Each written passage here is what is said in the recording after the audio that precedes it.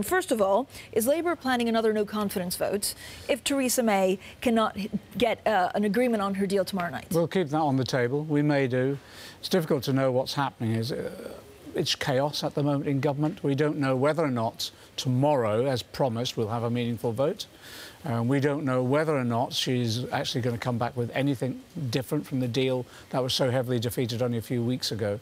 So there really is chaos in government. We're in uncharted waters. It's extraordinary. Do you think she'll stay on to power? So if there's a no-confidence vote in the government, is it just to create noise, or do you think it actually will come to something? Well, there's real divisions in the Conservative Party now. And you've seen over the weekend there's been various newspaper reports of plots and conspiracies against the Prime Minister within the Conservative Party.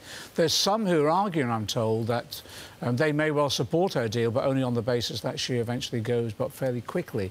So the Conservative Party is in chaos now. To be honest, it's embarrassing. It's embarrassing for a Prime Minister to be in this sort of situation. I've never seen it before. So what's the most elegant way out? When will Labour actually back an amendment on the second referendum? This week, we thought what we'd concentrate on is the government's own meaningful vote. We were expecting the government to come forward with its proposal, and we were expecting to be able to defeat that. Then we were assured by the Prime Minister last week she would give us a vote to rule out no deal. And obviously we're concentrating on that because it could be catastrophic for our economy. So that's what we were expecting. But by the looks of it today, things are shifting, so we're not sure. We'll have to be fleet of foot and make our decisions over the next 48 hours. OK, and so, but at the moment, so you'll make a decision in the next 48 hours, but at the moment, what amendment would you support? Right, OK.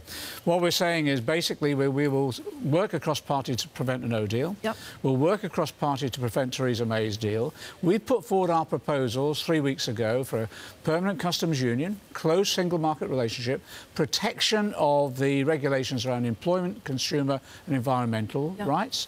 But do you want a second referendum? Well, if necessary, we will. And it might be that some of our MPs, some MPs across party may well vote for a deal only on the basis of a second referendum. If that's the case, well, that's the way we'll go. But we took this deal to Brussels only a few weeks ago, and we had fairly positive response that this was something that they could negotiate around. Mr. McDonnell, it's wonderful to speak to you from New York this morning. Many across all of global politics would consider you to be the definitive left and left voice within the United Kingdom, even more so than Mr. Corbyn. Ian Duncan Smith was on this show 8-9 days ago, and he talked about a reformation for those that want to leave. What's the Labour reformation you need to have to get back in power?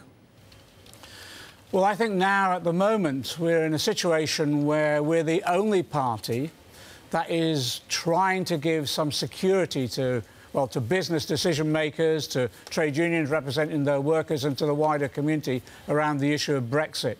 And the reason we're doing that is because we can't go on with this chaos that we have with this government. And we've put forward a proposal, which I've just mentioned, which this relationship, a new customs union that we can work together with our European colleagues on, a relationship with the single market and all the protections that we need as well about employment, consumer and environmental rights.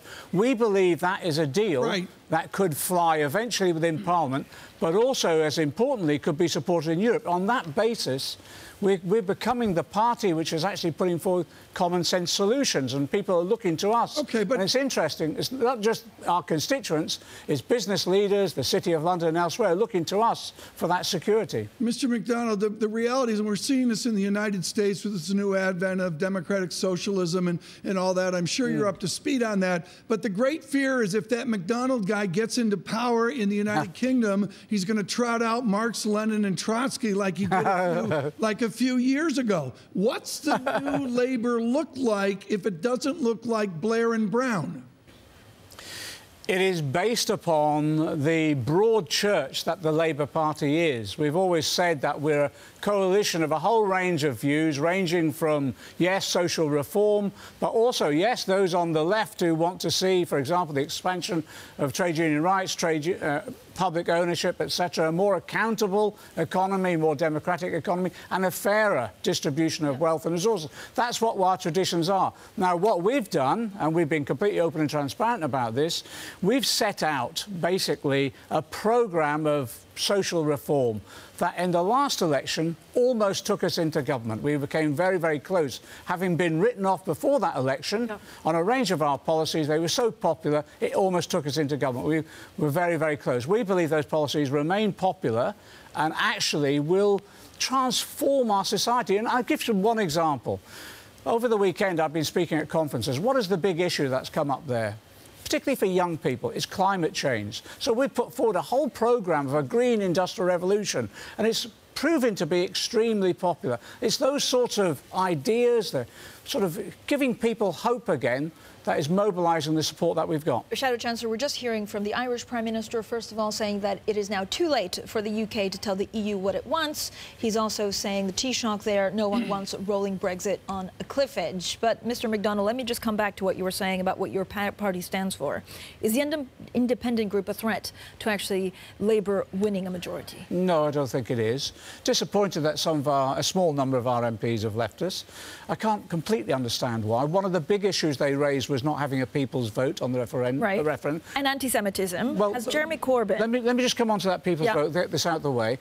They left a week before we made our announcement that actually, along with party policy, exactly as agreed by our party conference, we were now calling for a people's vote. So it seemed a bit futile. On anti-Semitism, genuine concerns have been raised. And we've said we're going to root out anti-Semitism.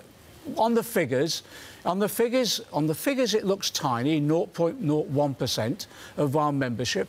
Doesn't matter what the figures say. Even if there was one anti-Semite, that's not good enough. But has your leader, Jeremy Corbyn, actually done enough against anti-Semitism? Why do people feel, certain anti-Semites actually feel that he supports them? Well, I think what we've got to do is make sure people fully understand everything that we've been doing. I don't think we were quick enough to identify the problem, and I don't think we were ruthless enough in dealing with it, and Jeremy said that. So what did he do? He brought in a new General Secretary, said, your #1 priority is to sort this issue out. She's doubled her team in dealing with it, brought in a barrister, QC, a Jewish man, actually, I didn't realise he was Jewish, who's actually then leading the legal aspects of the tackling anti-Semitism, bringing in huge new education. We want to be in a situation that we pride ourselves on being an anti-racist party, and actually we're an example to other parties. Very quickly, has Labour been an effective opposition to Brexit? Or could you have done more? I think we've been extremely effective. I know some of the newspapers saying we haven't done enough. Actually, if you look, we've won and won and won in Parliament. We're the ones who actually forced the government to have a meaningful vote. We're the ones who forced the government to publish all their economic analysis. And we're the ones at the moment providing the only realistic alternative.